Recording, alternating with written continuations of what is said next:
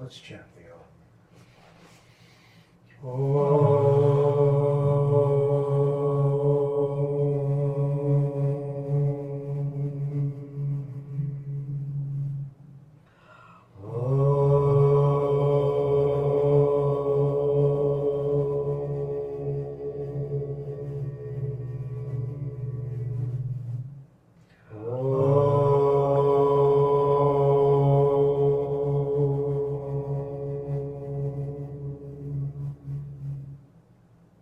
We've been talking a lot about frequency, vibration, electromagnetism.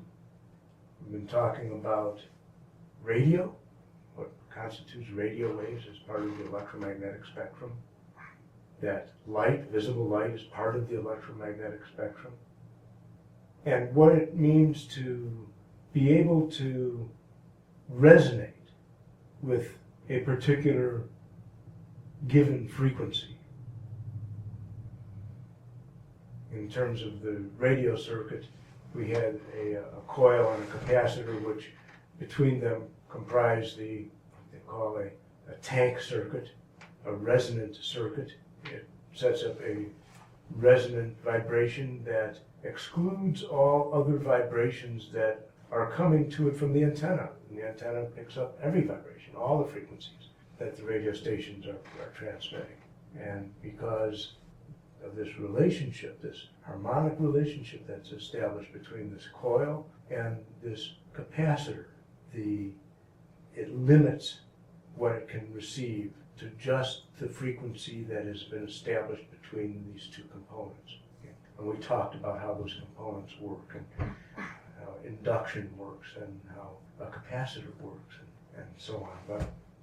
But it's enough to know that we're surrounded by all these vibrations all the time, and that we too have the ability to establish a harmonic resonance with a particular frequency. We have done that really well. Pretty solid stuff. This is the frequency we've tuned into. And what about all the other frequencies? I might be getting ahead of myself here, but the frequency that this circuit can begin to resonate with and will allow into the radio is determined by a couple of things. It's the inductance of the coil, how many windings it has, how tightly it's wound, what kind of core it's wound around, whether it's a hollow air core or whether it's around a ferrite core of some kind, and what the capacitance of this capacitor is, and they get matched up. If you have a coil that has a certain rating in microhenries, they call it, and you have a capacitor that has a certain rating in picofarads, then because of the mathematical relationship between the two, they will establish a given oscillation between the two of them. Okay. The coil picks up an alternating current from the air. Radio waves alternate. It's a sine wave. Positive and negative, positive and negative, positive and negative. Okay. A radio wave for FM has a distance. The waveform is about 2 meters, about 12 feet long, or 6 feet long. Okay. And yet, the FM dial goes anywhere from, about 880 megahertz per second to, whatever the top end of the dial, 1500, something like that. A hertz is one of the time that it takes one of these to go up and down and back up again to the median point. This big curve up and down. That's 1 hertz in 1 second. Okay, but you've got megahertz. That's millions, 880 million of these waves. Each wavelength is 6 feet long, blasting through, just blasting through, right? And it hits this antenna, and it excites the electrons in the antenna, and the electrons move through the antenna to the coil, and the coil begins to hum with the give and take of this wave, because it's positive and negative. It's going up and down like this. It's alternating current. We're surrounded, we're bathed in this stuff, okay? And that alternating current has a property in a coil that is very unique, and that is that it will generate a magnetic field, so will direct current. But the unique property is that because it alternates, that field expands and collapses, and expands again and collapses, and expands again and collapses. And every time that it does that, it enables the capacitor that it's connected to charge up and release its charge. Okay, that's what a capacitor does. It splits, it sort of like becomes like a little battery. It takes all the positive charge particles on one side, all the negative on the other side. There's a barrier in between that it can't connect, and so you've got this, and as long as it's being charged by that part of the cycle, it's gaining energy. Soon as that waveform collapses, that energy is thrown back into the coil, and the coil then is charged again and collapses again, and they do this in harmony with each other, given the ratings on the coil and on the capacitor. So if you want to change the frequency, you would change the capacitor. You'd put another capacitor in with a different frequency. You'd change the inductance rating on your coil by putting more windings on it. But even with a coil that's stable and a fixed number of turns on it, and the antenna is the same length always, just changing the capacitor will change that frequency. Of course, that's crazy, because if you wanted to do that every time you change the station in a radio, you keep soldering and unsoldering, and so they have a variable capacitor, and that's a tuning capacitor. You turn it and it does that thing. Why do I care about any of this stuff? Because if there's a spiritual principle that's true, it must be scientifically true. And if there's a scientific principle that's true, it must be spiritually true. You can't divorce the things. They're not separate, okay? The stars, the sun, black holes spew massive amounts of charged particles out into the universe. Okay. These charged particles behave both as particles and as waves. They're called photons, okay? And the universe is awash with them, and we're continually being renewed in that, whether it's from these solar orbs that are regenerating all the time and spewing this matter out. These are the building blocks of atoms that are here, okay? A photon is the most basic particle of light, okay? Behaves both as a particle and as a wave. The Earth is this huge electromagnet, right? And even more, it can be called a huge generator. It's got this big molten iron core, and it's surrounded with these magnetic fields as it's spinning, right? A changing electrical field will produce a magnetic field that is perpendicular to it. And a changing magnetic field will create an electric current that is perpendicular to it. And what we have happening both on the planetary scale and on the universal or solar scale is that we are awash with these particles, which are positive and negative. They are continually behaving in a way that creates the magnetism, which creates the electric current, which creates the magnetism, which creates the electric current, and that condition of electrification is around us all the time.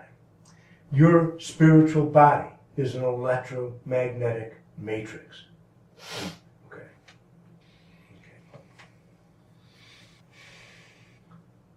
The earth is struck by lightning approximately 100 times a second. That's 6,000 times a minute. Electricity. Okay. When you have a condition wherein you have ionized particles that are either positively or negatively charged, but are in a soup almost, just waiting to be used, that's called plasma. Okay. Plasma is akin to the element ether. Fire, earth, air, water, and ether, the fifth element, the quintessence, fifth essence. Okay. So what gives us the ability to tune into frequencies, and more importantly, how do we avoid being locked into just one? What, in other words, establishes that resonant circuit, that tuned circuit between us as a coil capacitor combination and the universe around us and within us? Where your treasure is, there will your heart be also. Okay. Keep your eye single and your body will be full of light. We talked about this last time, these two quotes. And so it's not a mystery. When we're focusing on stuff that's yucky, we feel yucky, right? You watch the evening news long enough and you know you want to jump off a bridge. Except it would end up on the evening news. So where do you place your attention? Where do you place your focus? And so we hear, the power of positive thinking, and we hear the science of mind, and, the secret, and, the various techniques that are being touted to encourage people to focus on that which they want in their lives. The law of magnetic attraction, it's called. Okay, and it is very much that way. You set up a certain frequency, a harmonic, resonant frequency in your atmosphere, and it will screen out everything that isn't that and draw to itself more of that same frequency. Done, right? That's not a mystery. That's just basic science. And yet that is what we do, and we do it all the time, unthinkingly, unknowingly, and then wonder why our lives are in whatever state of disarray they may or may not be in. There is no such thing as an accident. There's a good one to take to heart. An accident is a misnomer. It cannot happen. When you talk about, is it okay to? Mm-hmm. When you talk about magnetism, and then comes up opposites attracting. And so how does that play in with, I really do get as you're, where you put your mind, that's what your life becomes filled with. Mm-hmm. By this age, I pretty much see that. But what about opposites attracting? That energy. Yeah. So you've got to define opposites. So most of the time we think of opposites in very judgmental terms. This is a good person, that's a bad person. This is a positive person, that's a negative person. And those are opposite things. And, here's a dyed-in-the-wool liberal, here's a dyed-in-the-wool conservative. Opposites, right? How do they mix, and how can that work? Are they attractive? Not generally. In our common experience, that generally doesn't happen. Once in a while, I guess we see that. So what is it that is attractive? What happens when there's an attraction between people, whether it's romantic or on a friendly basis, or just, you all of a sudden connect with somebody? What is it that's happening there? So if we all have a set frequency, okay, that's our dominant home station that we're transmitting on, because we're not just receivers here, we're transmitters as well. So we're a transceiver, they would call it, and we do both those things. And we had a demonstration a while back of taking two coils. One was hooked up to an alternating current source. It was just a coil of wire wrapped around a piece of metal. And I sat it down on a chair here. And then the other was also a coil of wire wrapped around the metal. But it had no wires attached to it. But it had a light bulb attached to it. And as I brought it close to that first coil, not touching it even, a current was induced in it that made the light bulb light up. The closer you got, the brighter it got. The further you got away, the dimmer it got. Turn it sideways so it was perpendicular, it would not work. It had to be aligned. The coils had to be aligned. What's happening with us is that we have to have enough of the nodes and the troughs of our frequency connecting with the nodes and troughs of another's frequency for there to be a transference of energy. That doesn't mean you're in lockstep, because pretty much lockstep is, I can't say it's an impossibility, but it's got to be pretty darn close, because there are so many variables that go into what establishes your frequency, right?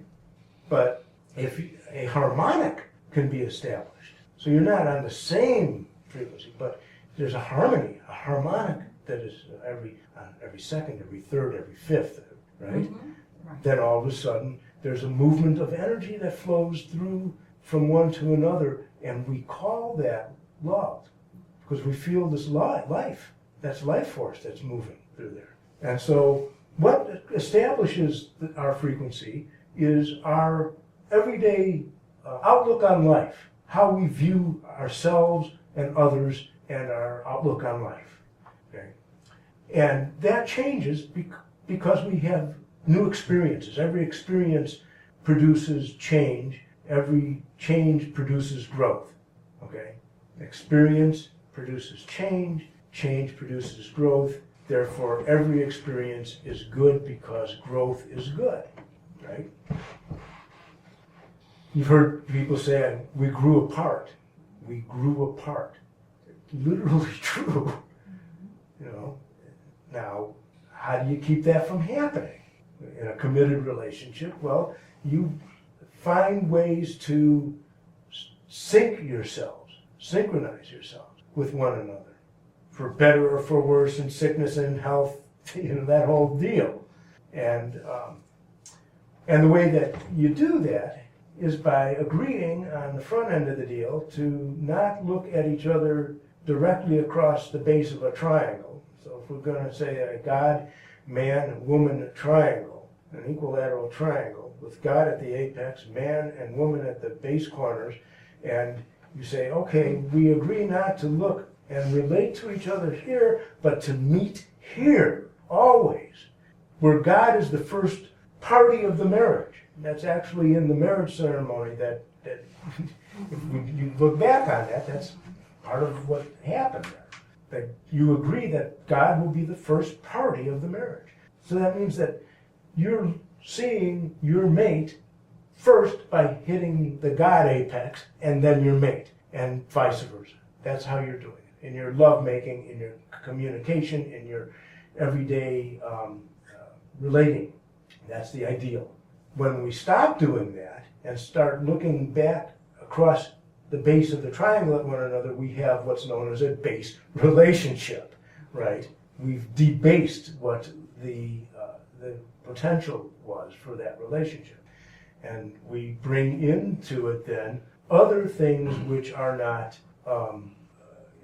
producing a harmony, a discord. Okay? So the opposites attract. We are surrounded by and ultimately filled with polarity. So if you're in a female form, your form has a negative polarity. I'm talking polarity now, not in value judgment. And vice versa. If you're in a male form, it's a positive polarity. However, because we're in electromagnetic spiritual bodies, the spiritual body of a man has to be negative and negatively charged. That's a dominant charge, and vice versa for the woman. And the woman's charge has to be dominantly positive. Okay? At the soul level, none of that exists. How are you? All of a sudden, I realized in relation to female being negative polarity and a male being masculine polarity, I have no idea that the meaning of polarity keeps flipping in my mind as to which is which and which means what, and I don't know how you relate one to the. If you give one certain qualities, then you can give the other one qualities. Yeah, so get rid of the qualities, because none of it this isn't a qualitative kind of a thing. It's more a quantitative. You have a battery that has a positive and negative to it, right? Well, that's the direction that the electrons flow. That's right. And so it's been moving from the positive pole of the battery back to the negative, okay? Which, by the way, is like a ground, the grounding, okay? That's just the way the power moves. So in that triangle, is one passive and the other active? Okay, yes and no, because none of us are just the one thing. Like I was saying, a man is both positive and negative in polarity. The physical body is predominantly positive. What establishes that as being so? I mean, if I look back to the 50s and you have the man who goes off to work and the woman who stays home and raises the children, and you can see it in the role. The woman is receptive to the man. He comes home. He's maybe more assertive or aggressive. She wants that energy from him. But in today's world, it seems like those ideas are breaking down. Yeah, and it's a wonderful thing that they are.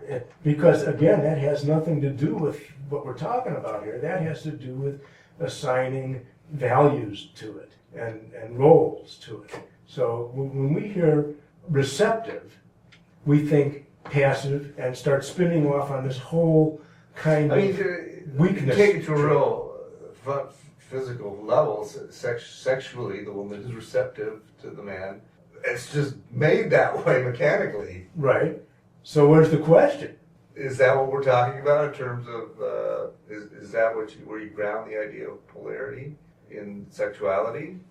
You experience it in sexuality, but that's not the sum total of it. And I suppose on another way of saying it, I could say, yes, it is the sum total of it, but not the kind of sexual activity that you may be thinking of.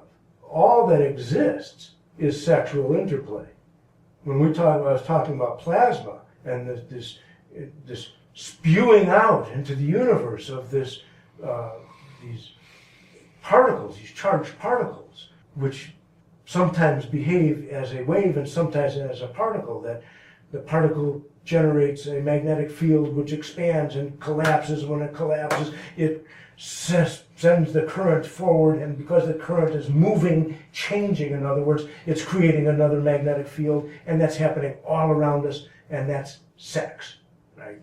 That is magnetic the big field sex. being the feminine matrix and the movement being the masculine movement. So let's not get too tripped out on that, okay? So let's take a look at this triangle again. Okay, so I said that you have the apex, God at the apex, man and woman, okay? These are in the same positions as the Father, Son, and Holy Spirit, okay? Same thing, okay? Now, in terms of polarity, at the God point, the apex point, what we call the Father point of the triangle, it's actually the Father-Mother God, okay? And so that's So positive. polarity becomes ambiguous. It becomes positive and negative. Okay?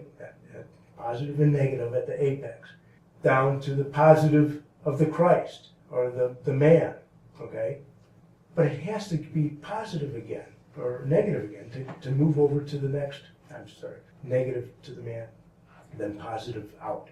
So you've got negative, positive, flowing to the male point of the triangle, the sun point of the triangle, and picking up receptive and movement, okay? Woman, same thing. Receptive, movement, back to the Godhead. And so there's this complete cycle. Now, how that plays out in relationship is a mystery. That's something that you'll spend the rest of many lives working through and evaluating. Okay, but to understand the process, the basic principle behind it is what's important. That's why I keep going back to the science of these things and looking at how does this work as a basic principle. I don't care about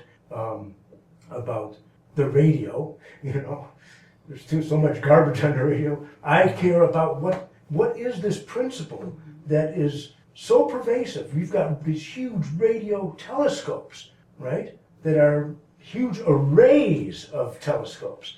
And the reason that they're so huge and have to be coupled together to massive computers so that they act as a mile across kind of a dish is because the wavelength that they are trying to read is that big, a single wavelength. I'm talking about 6 feet for a FM station. Now you're talking about a mile or more. You may only be getting a quarter wavelength. The distance between the peak and the trough is that? Between the peak and the peak. The wavelength is between a peak and a peak. It's a full sine wave, and yeah. So that to me, now I'm starting to understand, okay, here's this flow. What's happening during this process? What, at the point when the sine wave is being built, what's happening? What happens is it starts to trail across, and it crosses the median line, the 0 point, the neutral point, and starts to become negatively charged, and then back up again. What is that that's happening? You see? Well, that's moving through us constantly, isn't it? That's what it is, and more importantly, it is our nature. Okay, and so it's not just that we're somehow cobbled onto the universe and get to figure this stuff out with our little pea brains. It's more that we are given opportunities to learn what as above, so below means. When we were told, man, know thyself, that's part of this thing. It's not just, understand your motivations and your feelings about things. That's an important thing to know about yourself. But it's also important to understand some of this basic mechanics. Okay. Because you'll be able to do what I have begun to call playing the scales. Okay, practicing the scales. Okay. Except you're just sitting there in your living room and you change your frequency, and you change it again, and you change it again. How do you do that? That's why you need to learn how to do this. All this we're talking about. That's what the meditation is for. That's what spiritual practice is for. Every time that you touch that holy place within yourself, you're establishing another ability to have capacity. How long can you stand the presence of God before turning to the world for release? Okay, that ability to stand the presence of God is your capacity, your capacitance, and every part of your physical body will rebel against that. And your finite self, your finite mind, will rebel against that. But every time you go in and touch that place, everything gets a little bit more put at ease. The bodies and your mind get put at ease a little bit more. It's okay. It'll be okay. You're not going to disappear. Okay? Things will change. You're not going to be the be-all and end of all of this person's life. They're not going to identify with you as the all in all. But that's okay. There's a wonderful relationship to be had here if you put God first. Again, because that's the marriage. Now we're talking about the marriage feast, and who's invited to the marriage feast, and who has to have the wedding garment in order to be able to gain entrance to the marriage feast. You know what I'm talking about? Okay? The marriage feast, the wedding at Cana, the Bible stories. Okay? Read it, check it out. What is this wedding feast? The mystical marriage. The mystical marriage, it takes place within you. Okay, and it has everything to do with polarity. Okay? Yeah. Yeah, as soon as I walked in and sat down and started to relax, I started to feel the frequency change just from being in the space with you. I'm just that good. Yeah. Um, Well, you're holding a frequency. You do. All I have to do is It's sit down and go, oh, I'm feeling a frequency. It's there, Dominic. so, The work that you do. so let's move on. One of the things that this impinges on is our whole understanding about death. It's imperative that we are awake. We're given an incredible opportunity by having incarnated into a physical form to work with that form and to not only have been lulled into the sleep of matter through our affiliation with that form, but to rise up and carry the form with us, okay? Because if we are still thinking of ourselves as the form, in other words, if when we still think of ourselves as the body, if that's our point of focus, our center of consciousness, then when the body is shed, you will have zippo. Your experience will be an experience of nothing because you haven't established wakefulness outside of the body. Do you understand what I'm saying? You go to sleep and get dragged down into another body. And then it's another incarnation. And that gives you another opportunity and another opportunity and another opportunity until we start to wake up and experience a spiritual awakening. So what's the very first step of spiritual awakening? The question arising in our minds, is there something more? Am I more than just this body? Just that question is the very first inkling, the first little spark of awakening. When cavemen first started to bury their dead, they must have had that thought. I can't tell you. But I know that there are people who have talked to a loved one who was on a deathbed and said, you're going to a better place. You're going to see grandma and your old dog, and you're going to be reunited with your old friends, and you may even get to play golf. Mm-hmm. You know, everybody projects. You know, we want to. Yeah, there's a lot of wanting to feel good about things, and that's just. There's a certain place where that can happen. I know people that have had tangible experiences of a loved one passing on, and then they show up in their bedroom one night at the foot of the bed, and they're right there, and that was a surprise. They weren't looking for it. And there's a whole other set of things to talk about. The thing that is kind of paradoxical is that for the animal, when it dies, it doesn't. It's not. It doesn't make any distinctions between life and death. When the animal matures into a Neanderthal or whoever was the first animal man to actually mourn its dead and put it into the ground, all of a sudden the thought of death arose in the mind, and that created the whole problem. Well, yes and no. I mean, you look at elephants. Elephants are a wonderful thing to behold. Hugely emotive, right? Talk about vibration. They communicate with each other over vast distances at frequencies that are so subsonic. So, but they are very tied into the sense of loss, and mourning. Whales, the higher mammals, are particularly that way. That doesn't mean that they are somehow had been deluded into the illusion of separation. See, only man can do that. That's our bailiwick. They don't have the ability to feel separate. They have the ability, obviously, to feel the pain of loss, of companionship, and that physical presence, that physical form. That's a valid thing, and I don't care how far along you get, that's something that's part of being human in a physical form. The joys and pains, that's okay.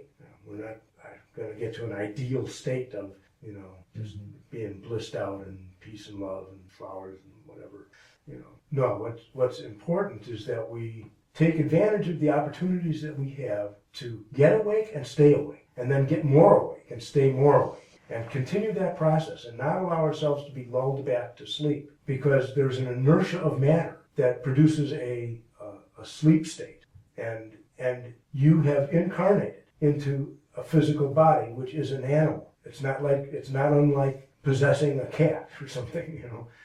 So slipping in, now I'm a cat. Well, no, now you're this. You're attached to it. You feel the pain when it gets punched or pricked. You know, go through all the things. You're intimately connected with it. And you want to hold on to it real tight. And why? Because it starts taking the control. It is imbued with all the self-preservation instincts that any animal is imbued with, in spades. Don't ever forget that, because it ain't you. It's not you that's freaking out and who's filled with fear. What could happen to you? Nothing can happen to you. Now, the body knows that it could get hurt, and it's going to fear situations that might cause pain. And more importantly, it fears the death, and of the various kinds of death, it most fears the discontinuation of its primal position, its primary position in your life. The minute that you disengage from it in that way and say, no, I'm not you, you're not me, I'm going to take care of you, and you're taking care of me. You're allowing me to navigate this world and to experience this plane of activity. But let's not get confused about our roles here. And it's very much like training a dog. So the dog's not getting excited and peeing all over the place, you know, or jerking your arm out when you're taking it for a walk. So you talk to it. That's what meditation is. It's like, it's okay. It'll be okay. We're going to go for a walk. It might be scary because there's going to be loud traffic noises and things, but I'm here, and as long as I'm here with you, everything's going to be okay, and don't worry about it, but let me be in charge, okay? I don't want you to freak out when you hear that horn blast and just take off running and drag me after you. And that's what happens in life, right? We react and act in a way that is very animalistic. Our desires, our emotions, our jealousies, angers, various things that come up are just part of the animal's doing what an animal does. It's perfectly in keeping with an animal's nature. It's not in keeping with yours. And so all that I'm talking about is either a bunch of philosophical gobbledygook that I'm making up, or that I heard somebody else make up, or it's something that can be experienced because you've learned to work with your frequencies, right? The other side, what's commonly called the other side, is right here. There's nowhere for it to be. There is no other place. Place does not exist. It's all here. And if that's true, then why are we not experiencing more of what is here? We can and will. And we start by focusing on the light. We focus on the two great commandments of love the Lord thy God with all thy heart, thy soul, thy mind, and thy strength, and love your neighbor as yourself. That's about as simple as you can get, and it does the whole thing. It sets the harmonic frequency at the highest level. In self-forgetting service, selfless service. And then you become that secondary coil brought close to the primary, in which the current is induced. And that same current that was in the primary coil is now coursing through you. And you can say the Father and I are one. Because it's the same coil, it's the same energy, no separation. This business is all what the initiations are all about, is what I'm talking about. Having a new capacitor thrown into the circuit. Now all of a sudden you're able to navigate at another frequency, another bandwidth. What's the function of the capacitor again? To hold a charge to a given amount, a given level of charge. So energy comes into it, it builds up to a certain charge. When it reaches its full capacity, then it allows some to flow through, but it holds. It'll completely discharge. So it as long as that coil is in the cycle of creating a current. It's going to allow that capacitor to build up to the fullest that it can based on its design. Okay, so I'm full now. And then not because it's going to do anything, but because the field collapses on the coil. The magnetic field collapses because it's alternating current. Okay, it collapses, and the moment that it collapses, the charge that's been built up in the capacitor discharges and recharges the coil. And now the coil is once again filled with this magnetic field. And it discharges the energy, it goes out someplace else, but the energy coming in fills it back up again. And it pushes it back out.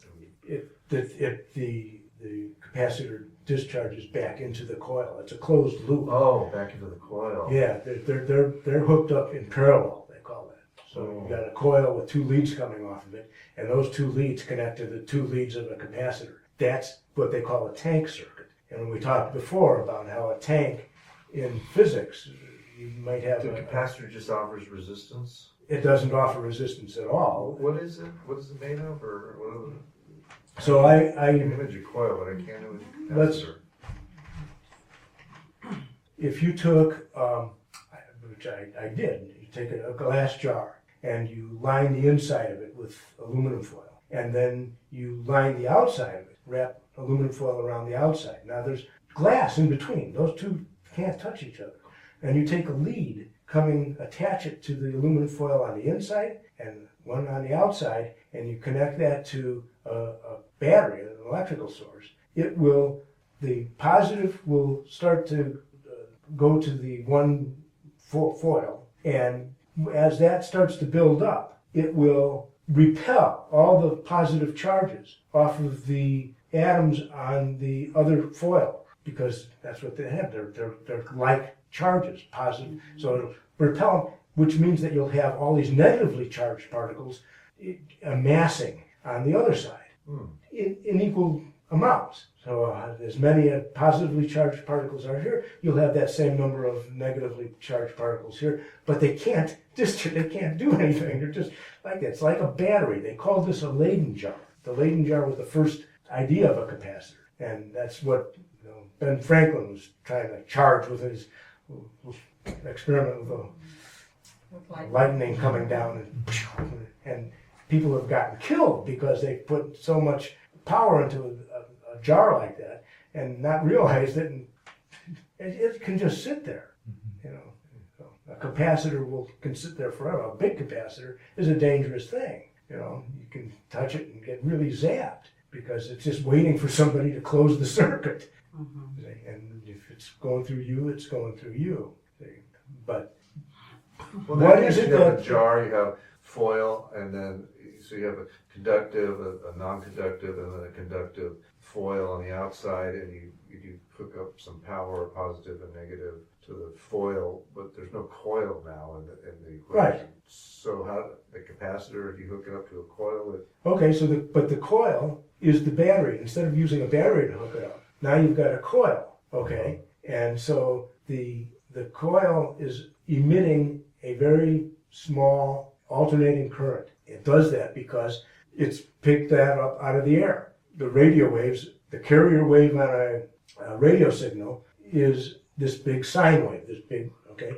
That's electric. That's electromagnetic field. And so that's being picked up by a primary coil and through the antenna. That primary coil creates a magnetic field around it, a flux field, and that secondary coil is close enough to the primary coil to be able to be affected by it, and the electrons in that secondary coil are stimulated, and they start to move.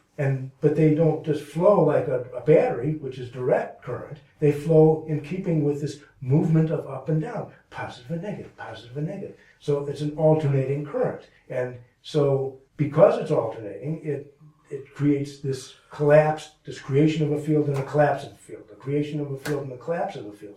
Every time it creates the field, it's generating this electric current that is filling the capacitor. When it collapses, it's now acting like you touching the capacitor and getting zapped. The coil got zapped. Okay, now because it's a closed circuit, and it stopped generating, and now it became just a wire that is allowing that discharge to take place, and boom, hits that, and that immediately sets it up again, and then that process starts over again. So it's over and over like that, and that's what's happening in the plasma realm throughout the universe. Is that you've got this propulsion of electromagnetic energy acting as a wave, creating a magnetic field, which generates a current, which itself then generates a magnetic field, which generates a current, and on and on. So, you're saying that, by picking out a discrete piece, wavelength, or, out of all this massive energy, I was thinking about the light bulb, it's putting out the whole visible spectrum, and God knows what else besides, but it's not, and by that, we're able to see the world around us and, have an awareness inside our heads of what's out there, but that's different from what you're talking about. You're talking about selecting a particular frequency. I was thinking, okay, are we light bulbs, or are we radio receivers? Are we radio transmitters, or are we just energy field? Just a big emitter of the whole spectrum. Yeah. So the answer is yes. Yeah, right. We are transceiver, and so with that experiment of the coils, where I have a primary coil that has electric current going through it, and then an unattached secondary coil, and I bring it close to the primary coil, and it starts to glow. It starts to pick up an induced current in it, even though they're not wired together.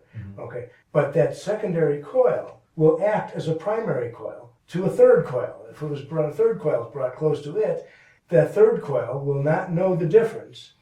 It just knows that now it's picking up another magnetic field, and a current is being induced in it.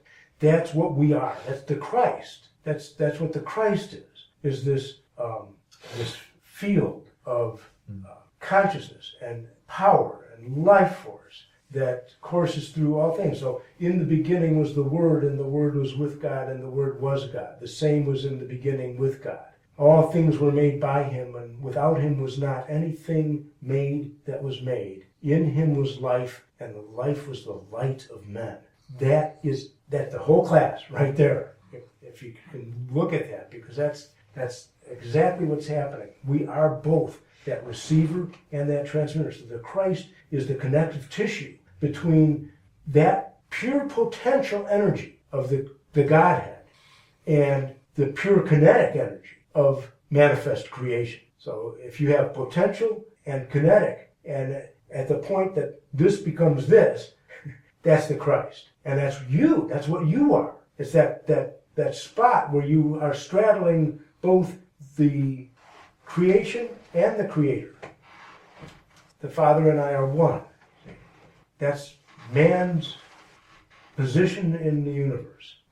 Well, something that, the sun is putting out a huge amount of essential energy and life force, and the earth is receiving it, and all the kinetic activity that goes on in the earth with the weather and the absorption and radiation of heat and so on from the sun. But I heard somebody point out something interesting to me the other day, which is the most complex matter in the entire universe is in between your ears. There are more interconnections in the neurons in your brain than in any other form of matter that we've ever discovered. So what's going on in your head is maybe more complex and interesting than what's going on in the center of the sun itself, which is pure life force, because it doesn't have the complexity of a network that you have in your brain. Maybe. Yeah, to be clear, nobody actually knows what's in. There's a lot of different hypotheses as to how it actually works.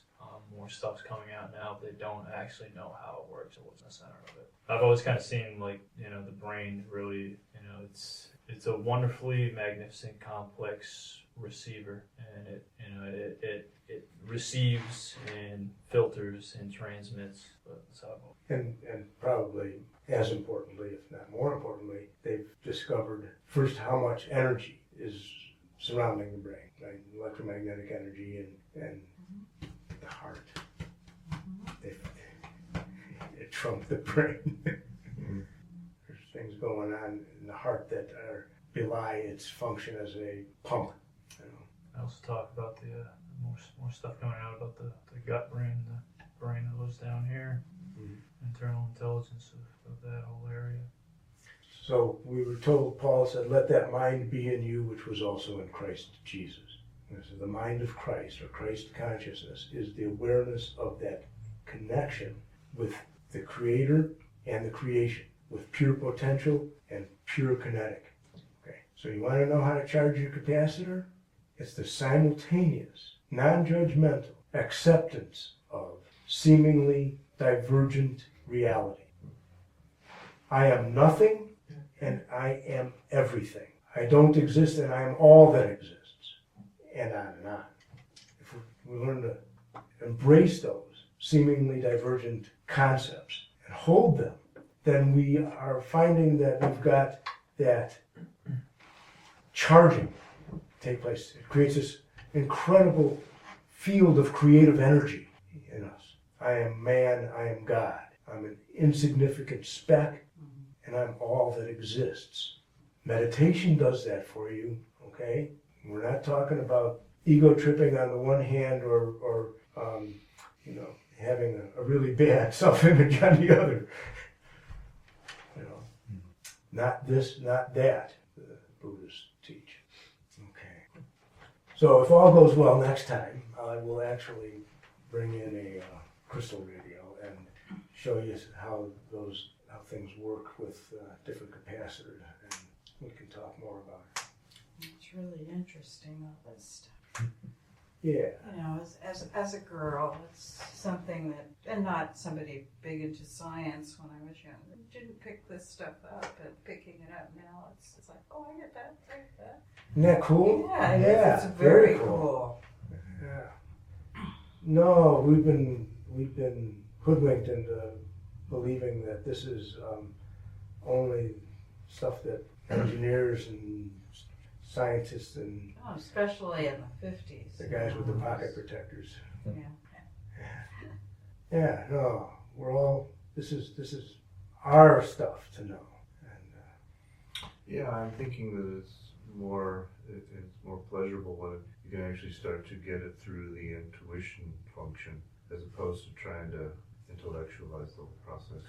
matter of fact, you had after that first demonstration with the 2 coils, you sent me an email about a guy who had written some things about that as well. And I started to look at it and was like this close to buying the book. I wanted to get that. And I got, nope, don't do it. Because, and I didn't understand why. I was ready. I had my check, my credit card in my hand. But it's very clear to me that just what you said is exactly it. That don't let things muddy the water. Don't let things get in the way of you and your own direct experience of things. If what I'm saying helps to enliven or pique your curiosity so that you look within in a different way and investigate, become the mystic scientist, which is really what we're asked to be, then great. But if you walk away saying, this is, and you take down notes and say, this is what he said and this is it, then you miss the point. So it's got to be direct experience or it's not worth a hill of beans, as they said in Casablanca. what? Casablanca, the movie Casablanca, What a hill of beans. Oh, a hill of beans, right. Not worth a Someday hill you're of going to beans. realize that this doesn't amount to a hill of beans. Yeah. I've seen that movie too many times. Let's close with a prayer. Let there be great joy in each of us, for thou art all in all, for all. Release within us your love for your creation, and allow us to experience that creation in a broader, fuller way than ever before. Help us to awaken and to remain awake. Bring to each of us whatever experience is necessary to snap us out of the sleep of matter. In the name and presence of Christ Jesus, and in the name of the Father, and of the Son, and of the Holy Spirit, so it is done.